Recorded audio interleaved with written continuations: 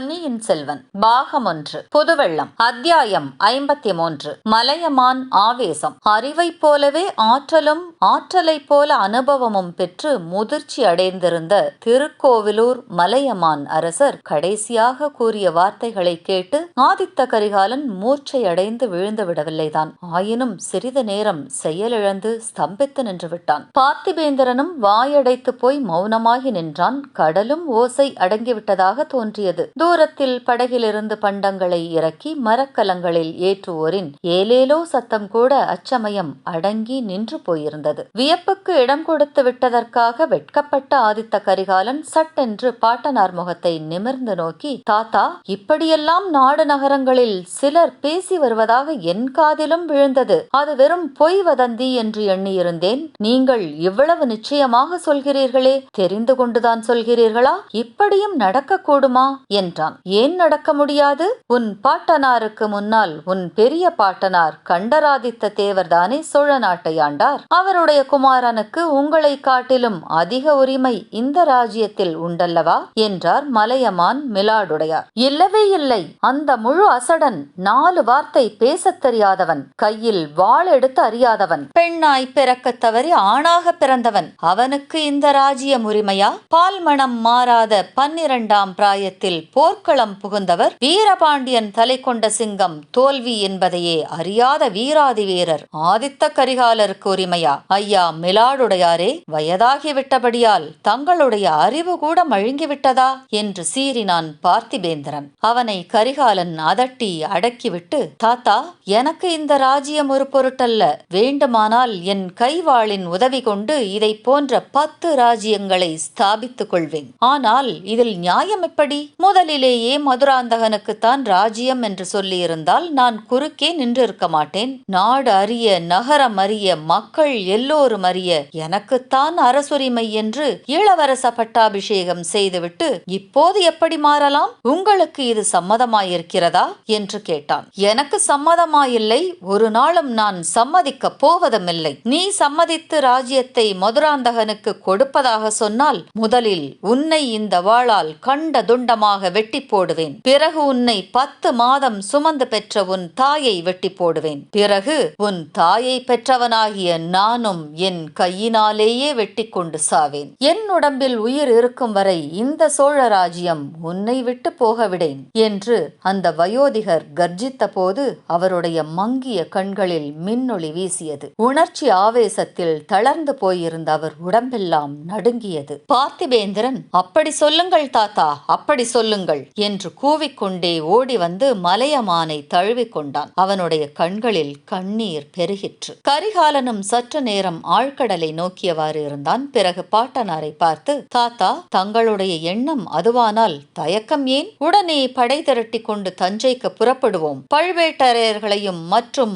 அவர்களை சேர்ந்த மழுவரையர், சம்புவரையர், முத்தரையர், முனையரையர் எல்லோரையும் ஒரே அடியாக ஒழித்துவிட்டு தஞ்சை கோட்டையை பிடிப்போம். மதுராந்தகனை சிறையில் அடைப்போம். சக்கரவர்த்தியை விடுதலை செய்வோம். தங்களுடைய ஆசி எங்களுக்கு இருந்தால் போதும். நானும் பார்த்திபேந்திரனும் சேர்ந்தால் எங்களை வெல்லக்கூடியவர்கள் இந்த பூவுலகில் யார் என்று பெருமிதத்துடன் கூறினான். உங்களை போரில் வெல்ல முடியாது, உண்மைதான். ஆனால் சூழ்ச்சியும் சதியும் சேர்ந்து எதிர்த்தால் நீங்கள் என்ன செய்வீர்கள்? படையுடன் நீங்கள் தஞ்சையை நெருங்கும் போதே பெற்ற தகப்பனுடன் மகன் யுத்தம் செய்ய வருவதாக கதை கட்டி விடுவார்கள். அந்த அவமானத்தை தாங்காமல் சக்கரவர்த்தி உயிரை விட்டுவிட்டார் என்று சொல்லிவிடுவார்கள். அதை நம்புகிற ஜனங்களும் இருக்கக்கூடும் அல்லவா? அந்த நிலைமையில் நீதான் என்ன செய்வாய்? குழந்தாய், உன் மனமும் தளர்ச்சி அடைந்துவிடும். பெற்ற தகப்பனோடு யுத்தம் செய்ய வந்தவன் என்ற பழிச்சொல்லை உன்னால் தாங்க முடியுமா? ஆதித்த கரிகாலன் தன் செவிகளை பொத்திக் கொண்டு, சிவசிவா,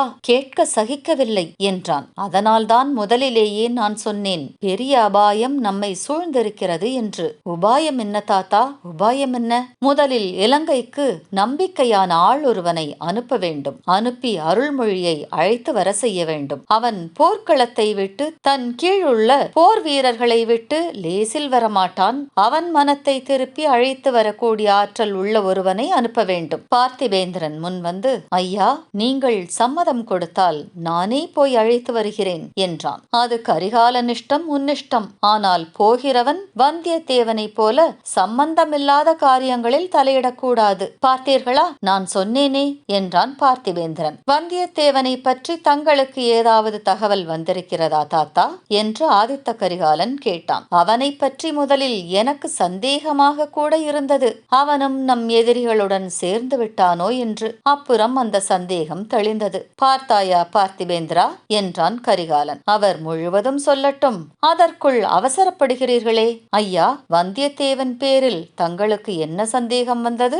சம்புவரையர் மாளிகையில் கூட்டம் நடந்த அன்று அவனும் அங்கிருந்தான் என்று அறிந்தேன். ஆனால் சதியில் அவனுக்கு சம்பந்தமில்லை என்று பிறகு தெரிந்து கொண்டேன். தாத்தா, இதெல்லாம் எப்படி தங்களுக்கு தெரிந்தது? கடம்பூர் மாளிகை விருந்துக்கு எனக்கு அழைப்பு வரவில்லை. அதிலேயே கொஞ்சம் சந்தேகம் உண்டாயிற்று. பிறகு அங்கு வந்துவிட்டு திரும்பி ஊருக்கு சென்ற குன்றத்தூர் கிழாரை வழியில் சிறைப்படுத்தி என் மலைக்கோட்டை சிறைக்கு கொண்டு போனேன். அவரிடமிருந்து அங்கு நடந்தவைகளை எல்லாம் தெரிந்து கொண்டேன். வந்தியத்தேவன் சம்புவரையர் மகன் கந்தமாறனின் சிநேகிதனாம். ஆமாம், நம்முடைய சைன்யத்திலேயே இருவரும் இருந்தவர்கள்தானே. வடபெண்ணை கரையில் இருவரும் காவல் புரிந்தார்கள். அதிலிருந்து அவர்களுக்கு சிநேகிதம் ஏற்பட்டிருந்தது எனக்கு தெரியும். எப்படியோ வந்தியத்தேவன் அன்றைக்கு அம்மாளிகையில் இருந்தான். அவன் சதியில் சம்பந்தப்பட்டானா இல்லையா என்பதை தெரிந்து கொள்ள முடியாமல் இருந்தது. பிறகு அதற்கு ஒரு வழி கிடைத்தது. தஞ்சை கோட்டைக்குள் கந்தமாறனுடைய முதுகில் வந்தியத்தேவன் குத்திவிட்டு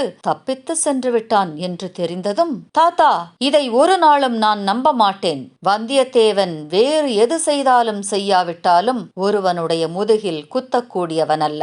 அதிலும் சிநேகிதனுடைய முதுகில் குத்தக்கூடிய சண்டாளன் அல்ல. அந்த சிநேகிதன் தன் எஜமானுக்கு விரோதமான சதியில் ஈடுபட்டவன் என்று தெரிய வந்தால் இவனையும் அந்த சதியில் சேர்ப்பதற்கு ஒருவேளை அந்த சிநேகிதன் முயற்சி செய்திருந்தால் எப்படி இருந்தாலும் முகத்துக்கு முகம் நின்று சண்டையிட்டு இருப்பானே தவிர ஒரு நாளும் முதுகில் குத்தியிருக்க மாட்டான். உன் சிநேகிதனிடம் உன்னுடைய நம்பிக்கையை வியக்கிறேன் தம்பி.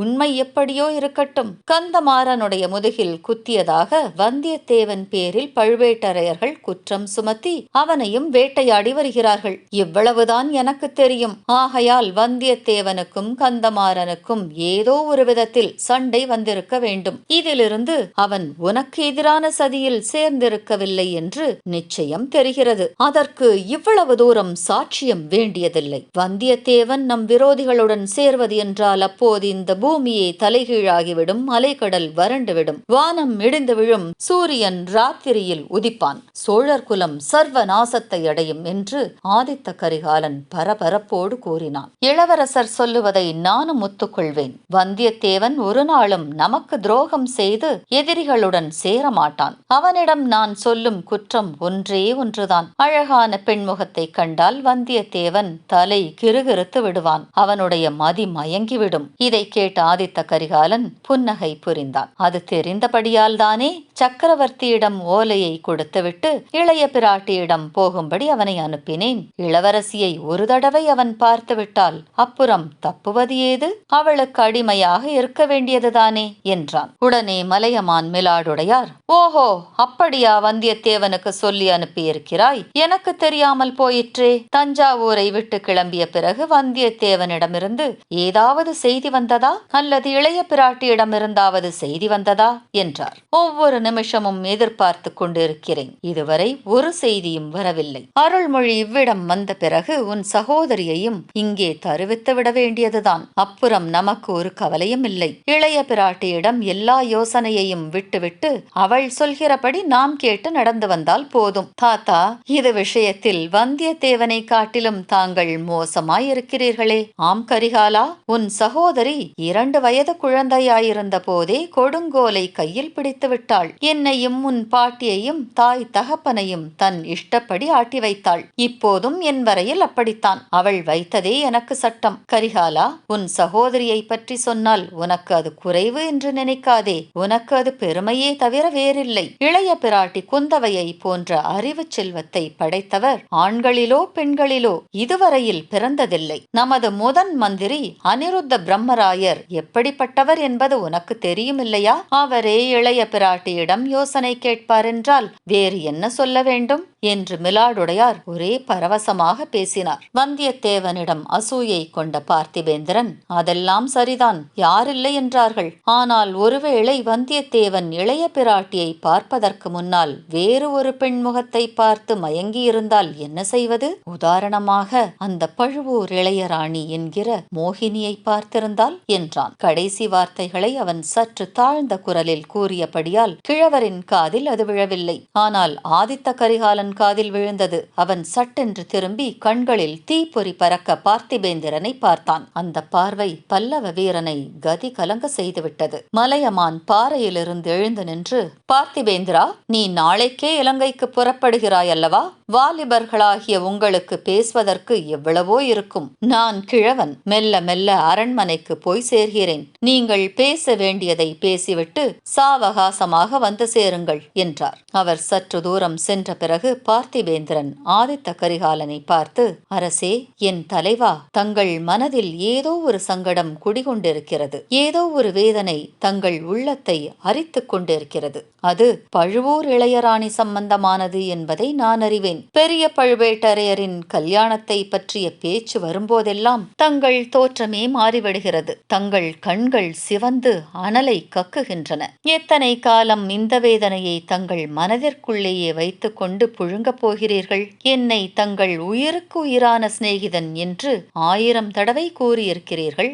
அப்படிப்பட்ட சிநேகிதனிடம் தங்கள் உள்ளத்தை திறந்து காட்டக்கூடாதா? வேதனை என்னவென்பதை எனக்கு சொல்லக்கூடாதா? பரிகாரம் ஏதாவது கண்டுபிடித்து சொல்ல எனக்கு ஒரு சந்தர்ப்பம் அளிக்கக்கூடாதா? தாங்கள் மனதிற்குள்ளே வேதனைப்பட்டு புழுங்குவதை பார்த்து எத்தனை நாள்தான் நான் சும்மா இருக்க முடியும் என்று அடங்கா ஆர்வத்தோடு கூறினான். ஆதித்த கரிகாலன் ஒரு நெடிய பெருமூச்சு விட்டு, நண்பா, என் மனவேதனை என்றும் தீராத வேதனை, என் உயிரோடு மடிய வேண்டிய வேதனை. அதற்கு பரிகாரமே கிடையாது. ஆயினும் உன்னிடம் சொல்லக்கூடாது என்பதில்லை. இன்றிரவு சொல்லுகிறேன். இப்போது கிழவருடன் அரண்மனைக்கு போய் சேர்வோம். அவரை தனியாக அனுப்புவது உசிதமில்லை என்று கூறி பாறையிலிருந்து எழுந்தான். கரிகாலன் நண்பனிடம் உண்மையை கூறினானா? காத்திருப்போம்.